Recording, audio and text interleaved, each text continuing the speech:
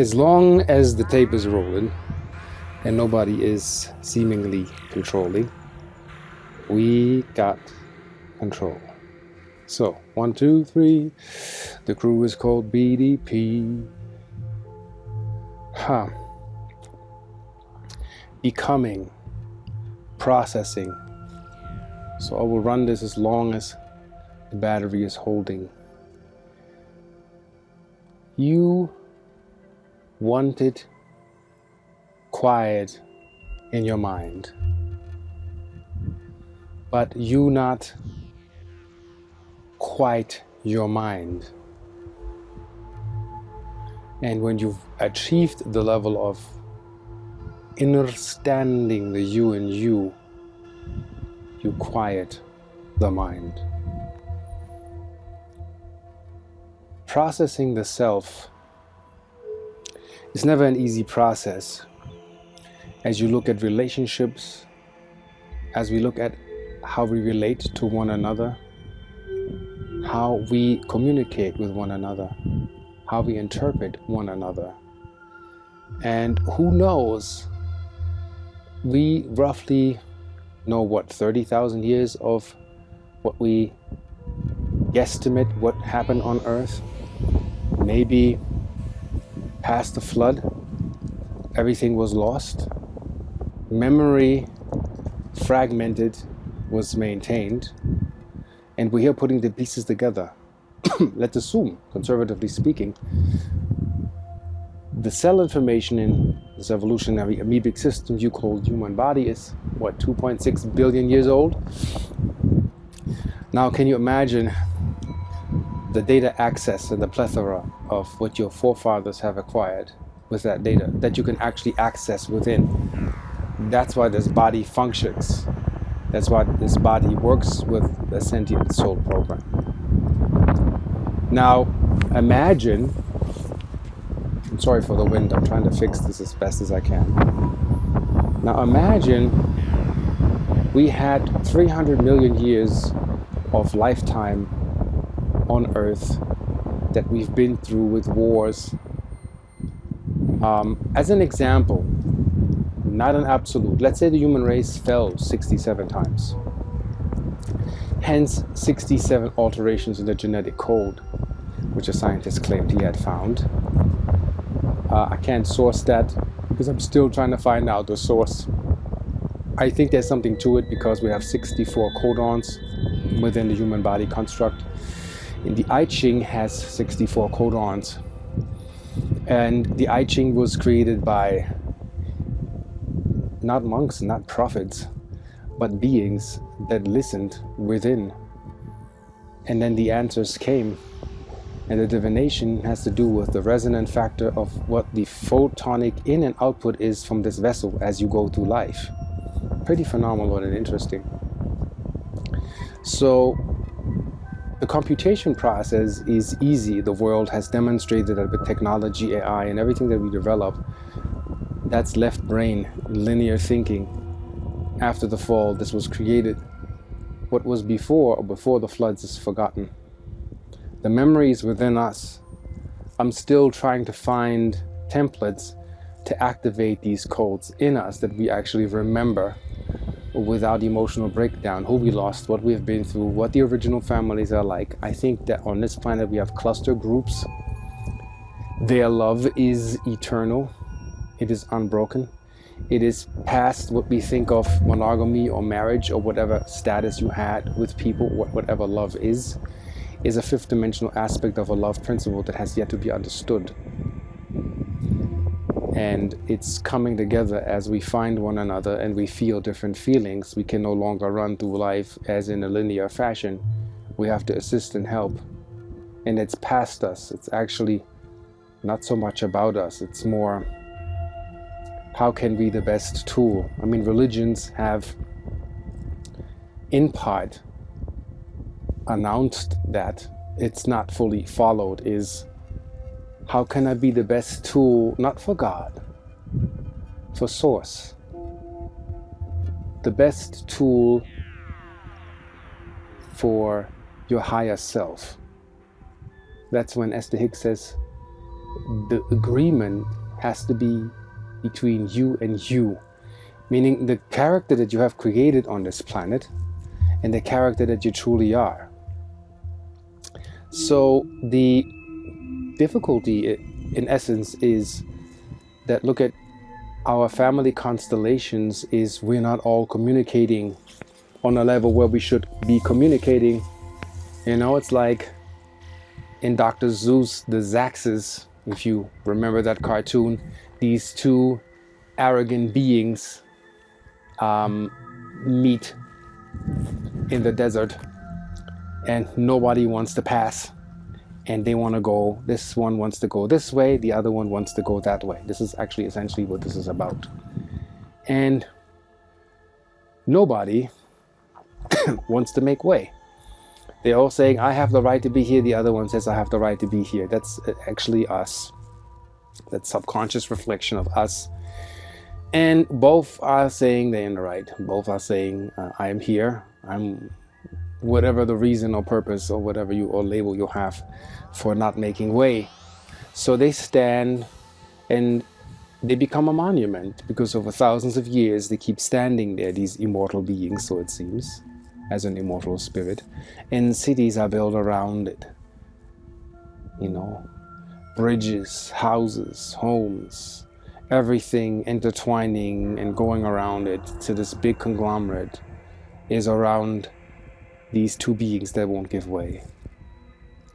And this is dissolving right now. It's dissolving within us. It is, yes, it is painful. For those who have addictions, you should know. I have friends that have addictions. And we have addictions. What is it? Alcohol, coffee, cigarettes, emotional addiction, sexual addiction. And not to blame the sex, if the pleasuring endeavor does not calm the mind and it's repeated and the mind stays on rest, it is an addiction. The same thing goes for cigarettes, coffee, alcohol, whatever needs to be done on repeat, and it is like a band-aid for 5 minutes and then it oozes back to the surface, has not been healed. People have told me with addictions that they're in full control, but we have to admit that we are not in full control. When people with depression or addictions or that type of thing were scanned on the brain scan, they realized that the brain pattern, the 4 hemispheres, had a drop in where the beta lies in the processing, also where the mojo and the libido lies. And when that looks like this, yeah, on the scan you see a drop, that's a depression. They have tested people that claim that can do transcendental meditation, measured them, and many have failed because they were in imaginary headspace, linear. Then they measured Zen monks that had been doing this for like 60 years, and they were not in headspace. They had their brain hemispheres balanced and they kept that state of bliss. But now can you imagine for your galactic avatar systems to turn back on 60 years in an ashram without stimulation gives the brain the peace it needs to release dimethyltryptamine in order to have a spark and review life for a couple of seconds, and then to come out of that situation to say you have enlightenment? That shows you the distortion. And we know, according to the law of one, since the dividing of the source, everything is a level of distortion. Let's say in the non-linearity of things on this planet, how things have distorted themselves away from source harmonization, that we will feel now when the clans come together.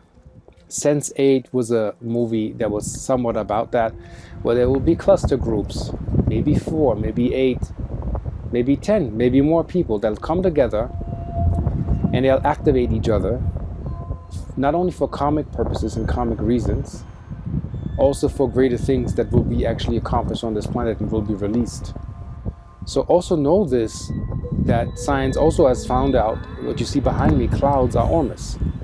Ormus is actually what a cloud is. It's monoatomic.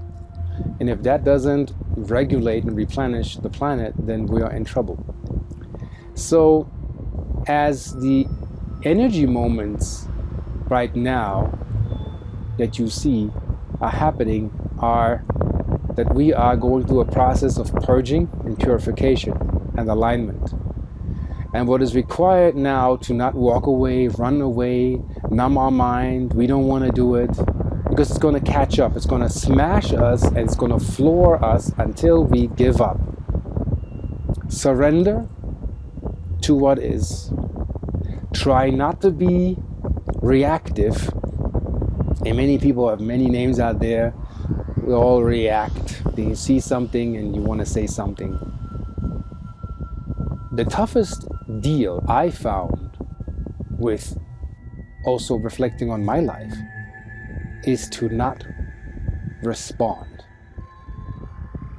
Defend when an invasion is imminent, but actively be the action. Not being the would, not the could, not the should. Being the is. The is.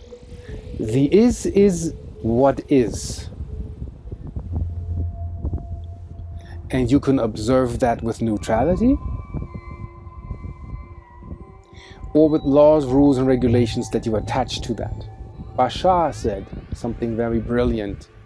He said, nothing that happens outside of you has to do anything with you until you give it meaning. Easier said than done. So, when you have friends, our relationships, and you have friends that you know to a certain level, that you begin to create these illusionary templates of what you are entitled to control. Because a friend must do what a friend must do. And this is where the truth comes in. A friend will do what a friend will do. Once insight occurs, once enlightenment takes place, you will bring forth the action that harmonizes and helps to heal what needs healing.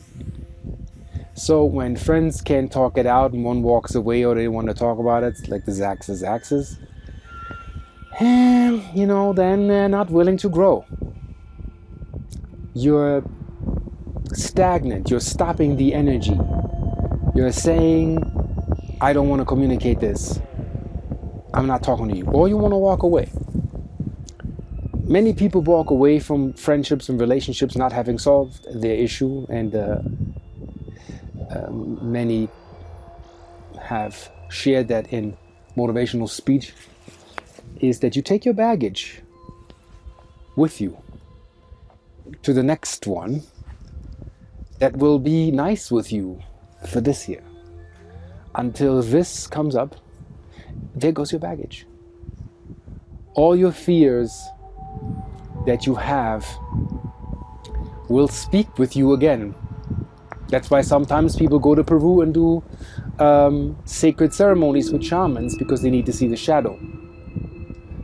And I agree with the shamans from the ancients. They say that the Western civilization has developed the devil, so there's someone to blame, because in the tribes there is not a figurehead that is the one being that is responsible for your bad behavior or not willingness to process.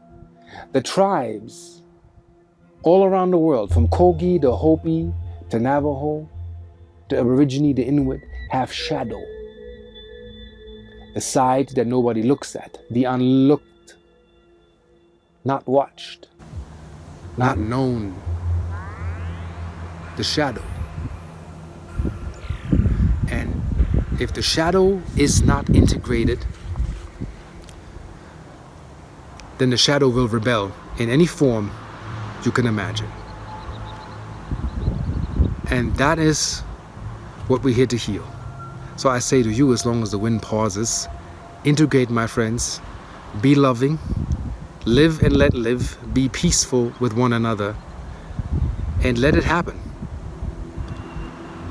Do your due diligence to assist in what needs assistance, and you will.